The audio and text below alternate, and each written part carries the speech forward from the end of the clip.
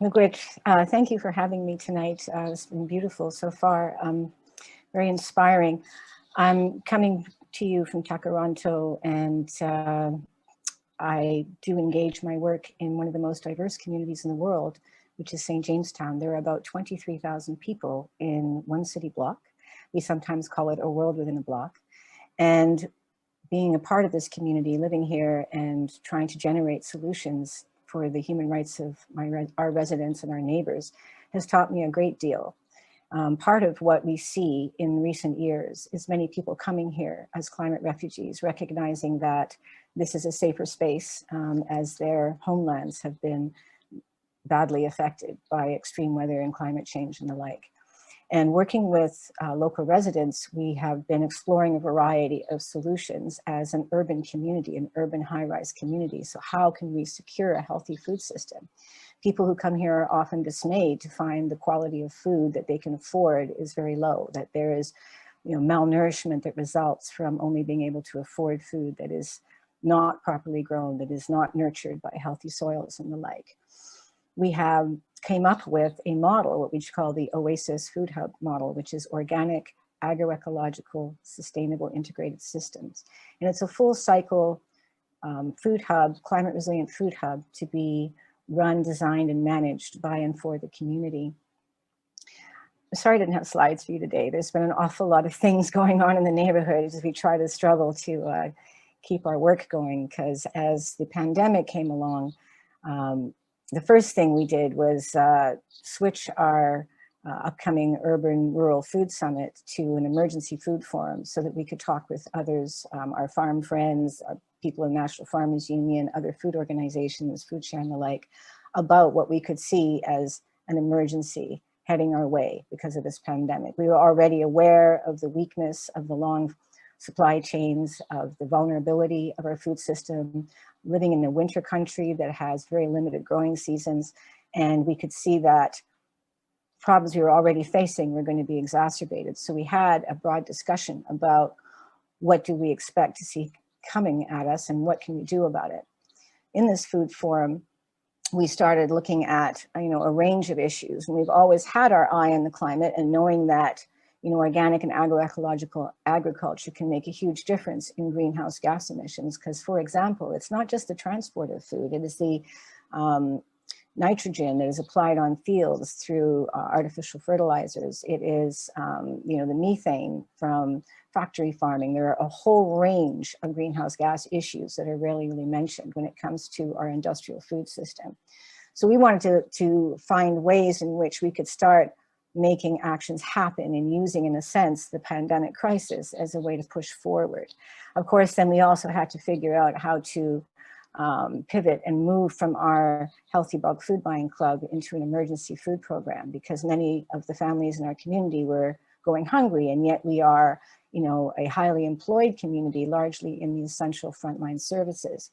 So we began an emergency food program where we were sourcing from our farm friends and our local grocers and our healthy dried goods suppliers like rice and beans and dried fruit and the like, and how we could turn these into food hampers and food boxes for the many families in St. Jamestown who are struggling, be they recent refugees or folks just struggling with multiple low-wage jobs and high rents. So we've been feeding 400 families a month for quite some time. We raised quite a bit of money. We're having a great deal of difficulty getting any access to space.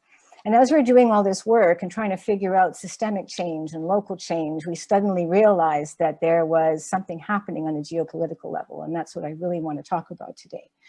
There is a UN Food Systems Summit that is being organized, and it's very, very slick. It's got really great sounding words, and it talks all about different action tracks and sustainable this and la-da-dee-da, but it's notably lacking reference to human rights. And for us, that is key, because our organizing principle in our very diverse community is the human rights framework. And the human rights to food is very profound and very important for people to understand, because it speaks to accessibility, affordability, health, nutrition, culturally appropriate food. People from different parts of the world have different diets. So this is something we've been keenly aware of. So we looked to this UN Food Summit in interest to say, okay, well, we're pretty accustomed to doing local to global work. What's going on there? And we realized that not only does it not really reference human rights, And not only is it seeming very weak on the side around how do we preserve agroecology or local ecologies and biodiversity, but as we dug deeper, we realized that what had happened is that the UN had somehow partnered with the World Economic Forum and just brought this summit into being and bypassed the traditional body at the United Nations, which was the Committee on World Food Security, and the FAO, which is more focused on agriculture. And these bodies had been pushed over recent decades by Via Campesina and other large global movements or regional movements of people seeking to bring in more sustainable agriculture and better livelihoods for our food producers and farmers and fishers. And while those bodies had been working more and more towards the notion of food sovereignty and of agroecology and moving away from extractive, exploitive industrial farming, we now see this food summit coming along, and lo and behold, what is in the leadership of this food summit is the person who's appointed as the head of AGRA, which is an African Green Revolution project that's being funded and led by Bill Gates, who is, as you may know, the largest landowner now of farmland and native land in the United States, or owner. So, you know, we started looking closer into it, and we realized they're collecting a lot of information and getting a lot of people to put their ideas forward, but there's actually no meaningful way to see how this information is going to be utilized. How will it affect decisions? Who is actually going to decide and determine what comes out of that forum?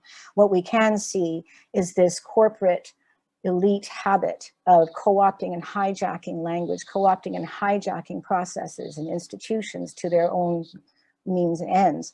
And we can see that as they are being pushed away from the oil industry, they are starting to move their chemical industrial complex more and more towards food systems, and realizing that food, in a sense, has become the new oil. So what they are doing with this summit is, I think, positioning for power and geopolitically to be able to control the global food system so that they can maintain their long supply chains, their extractive, exploitive ways in which they are creating an increasingly unhealthy food system. And they're starting to also invest in fake meat and using, you know, vegan principles as a way to promote them making artificial, what I call people kibble, or artificial food that is a profit making venture that would create different forms of food to replace what they say will help us with our climate. And some of you may also know that, you know, Bill Gates has written a book, and there are other large corporate actors that are like stepping into the discourse on climate action and pretending that their high-tech, roboticized, automated, AI-driven innovations will be the key to addressing climate chaos and climate change, the very problem that their industrial complexes have created. At the same time, we saw that there were quite a few people within the United Nations who objected to this and called it out and called the alarm, and were joined with a great deal of people from movements like Via Campesina, the slow food movement, the localized movement, all kinds of folks in, you know, the more progressive, earth-caring parts of our global civilization who decided to have an alternative food summit. So these two things are going on right now. And Canada came a little late into the game, but they do have an official person.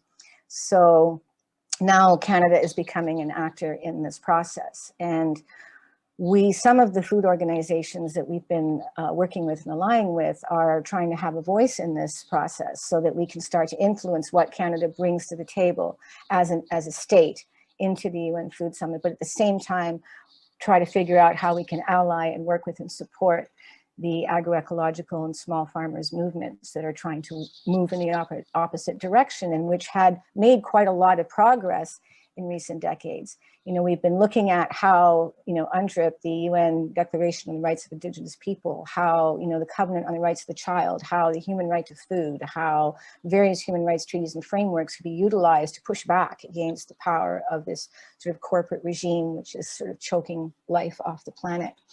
So, you know, we have this local to global perspective going on. And one of the things that we've done coming out of that emergency food forum is created Ecojust Food Network, which is a way to try to connect those dots in real life on the ground between organizations, farms, the community. So for example, you know, a farmer has offered us 2 acres that St. James Town residents can come up and farm. And at the same time, we can organize people to go up and help small farmers who are doing agroecological food growing, and they're trying to also start growing things that are more responsive to very diverse diets in our community. So we're trying to connect on the ground in a small way to try to model and implement pilots in a sense. And this is also very important to us.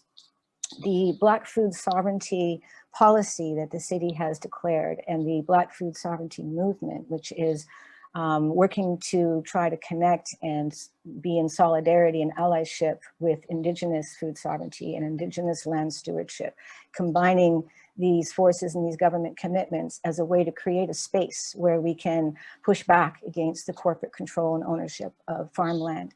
You know, we've lost 6 million hectares to corporate farming in Ontario alone. So it's a hugely important struggle where we have to take actions both at the systemic level, at the local level, working with everybody we know who has resources, et cetera.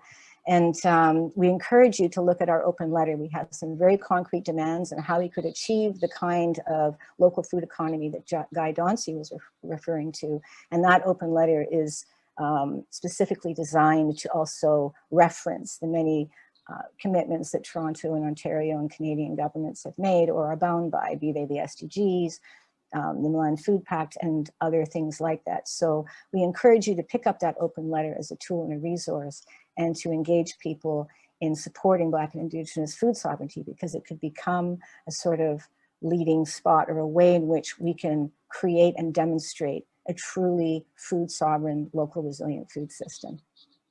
Thank you.